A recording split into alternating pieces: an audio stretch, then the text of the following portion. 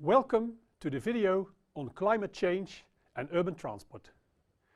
In this video, I want to make clear that technological change is by far the most important way to go to reach stringent climate goals, but non-technological measures also can contribute and have many other benefits. Before I discuss different options to reduce CO2 emissions of transport, I give some background information.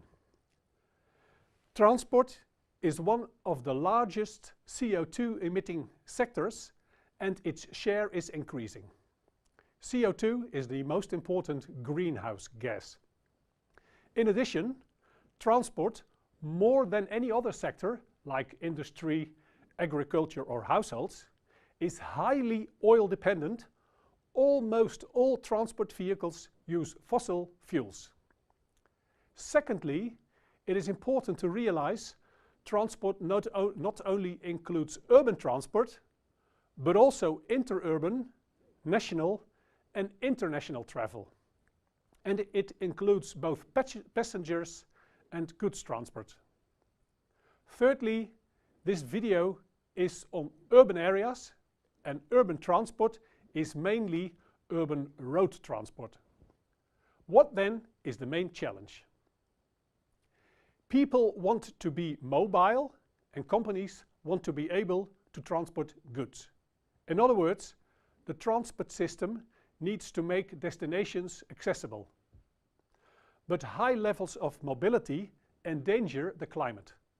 So the main challenge is to maintain or improve accessibility and nevertheless reduce CO2 emissions. How can we meet this challenge? If we want to strongly reduce the CO2 emissions of transport, technologies will be way more important than mobility changes. It is an illusion to think we can reduce these emissions strongly via behavioral change, at least not without much opposition. Non-technological measures will not be sufficient to reduce CO2 emissions of transport globally by more than 10 to 20%, probably less. If we look at technological solutions, it is important to know that transport is generally considered to be an expensive sector to reduce CO2 emissions. It is generally easier and cheaper to reduce these emissions from stationary sources like industry or houses, and in the past, relative emission reductions in such sectors have exceeded those in the transport sector. But something is possible. So what are some of the promising technologies today? I will limit myself to urban transport only. Several alternatives for the current fossil fuels-based road transport system exist, but electric vehicles and in the longer future maybe hydrogen vehicles seem the most promising. And for rail transport, a solution could be to produce electricity sustainably via, for example, solar or wind energy. Electric vehicles are more efficient than hydrogen vehicles, but have smaller ranges and need charging times that are way longer than the time needed to refuel a vehicle. If we solve the barriers of range or charging time, and especially if electric vehicles become cheaper, they have huge potential, especially if we produce electricity in a clean way. If not, hydrogen cars might become more important in the future. How about non-technological solutions? Are they not relevant? I guess they can be relevant. Building in high densities, mixing use categories like houses, shops, schools and medical services, building new offices and houses near stations, and planning for walking, cycling and public transport not only improve livability of cities and accessibility by slow modes and public transport, but also reduce CO2 emissions.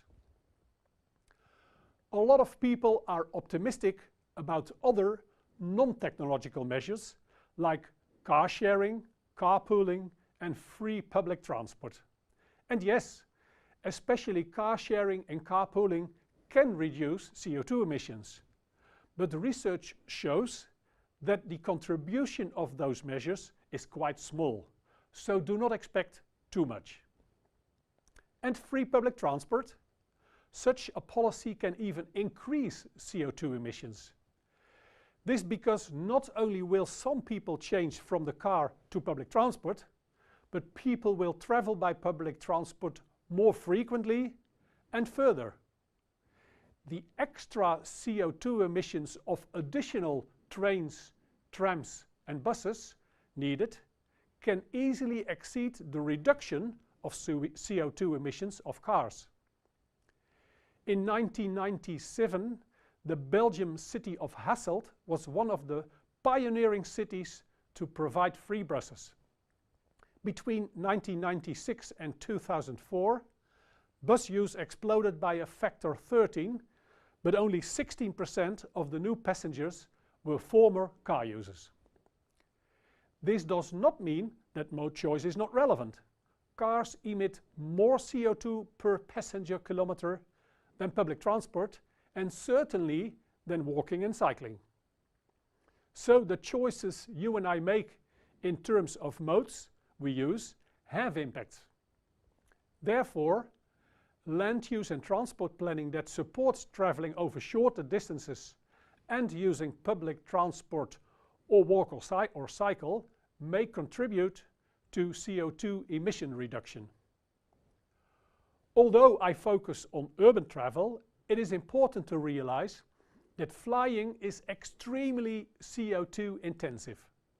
One intercontinental return trip by plane is as bad for the climate as the use of a small car in a whole year.